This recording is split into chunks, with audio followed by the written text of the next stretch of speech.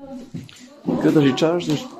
Kjo Dhomë nusës. Kjo është dhoma e nusës. Po. Këto janë dy arkat që mbahen fajën e nusës.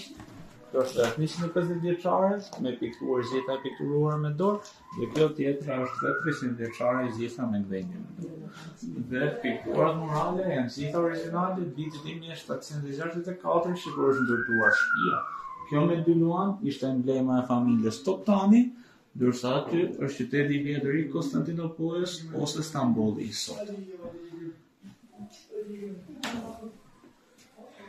Pastaj te pjesa këtu është pjesa e balkonit mbyllur, ose pjesa e çardakut mbyllur, sepse është edhe një shtëpi që është ndërtuar në ato kohë që është me çardak mbyllur.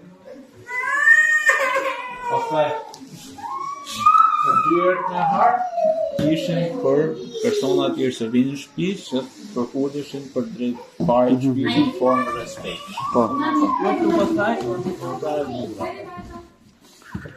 është e gjitha me tavan me pikturë origjinale, edhe me tavan me gdhenjë origjinal viti 1764, dhe pjesa këtu lart ishte për gratë e shërbimit që shikonin nga aty nëse mungon diçka burrave Për çrbyer. për çrbyer. Këto ishin të i varnin pushkët. Këto janë armët e vjetra, kjo quhet karafile, është e viteve 1800 deri 200 vjeçare, gjitha punuar me arzent. Ndërsa kjo është mangalli që mbushin me prush për ngrohur ambientin, edhe kjo senia e bakrit që uleshin rreth rrotës që vjet burrat, po sofra, edhe kjo lart është seni i bakrit që hanë. Ndërsa kjo është çark duhani që ishte për grir duhan.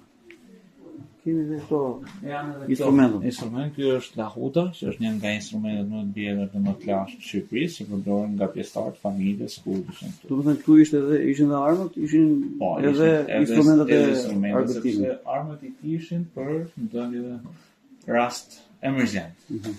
Sepse atëherë gjithmonë ka qenë kohë lufte dhe kohë pushimit. Po shtëpia pronë e kujt? Shtëpia ka qenë e pronë e Toptanëve, ose në saktë e kaplan pas Toptanit, që ishte nga familjet më të pasura të asaj kohe dhe ishte general dhe bej në ndikimin e pranërisë osmane.